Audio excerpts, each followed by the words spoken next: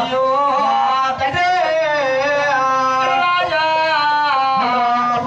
నేను వద్దనే పలకనయ్యా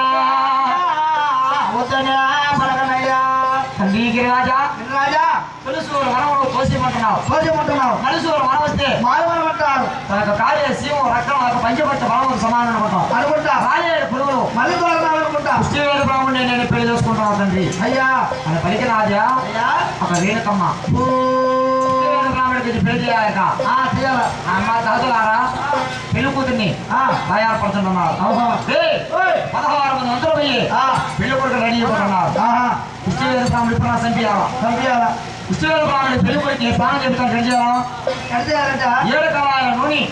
ఒక కళాయి దగ్గర కానీ సిక్కాల కంటే సత్తుపోయింటున్నారు 7 కళాయిల నూనె పోస్తుంటే పుష్టివేద బ్రాహ్మణుడికి వాడు వ్యాధి స్వభావం పడి దొరకలు కూడా అనగల 7 కళాయిల నీళ్లు ఒక కళాయి దగ్గర కానీ సిక్కాల కంటే సత్తులు పోసినారు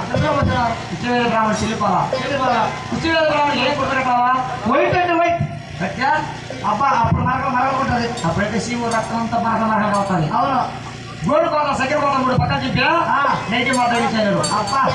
ఎక్కడిపోయినా కూడా ఆ నైట్ వేసుకుంటాడు అవునులే విషయాలు కట్టుకుంటుంది కాదు నాయన కాదురా ఆ పుష్టివేద బ్రాహ్మణుడి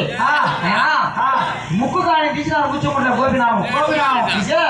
పెళ్లి కొడుకు పెళ్లి పిల్లలు కూర్చోబెట్టారు చాలా పళ్ళ మీద జలకంతో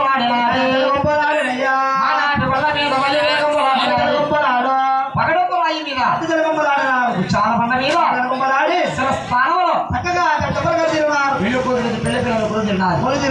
బంగారు బంగారు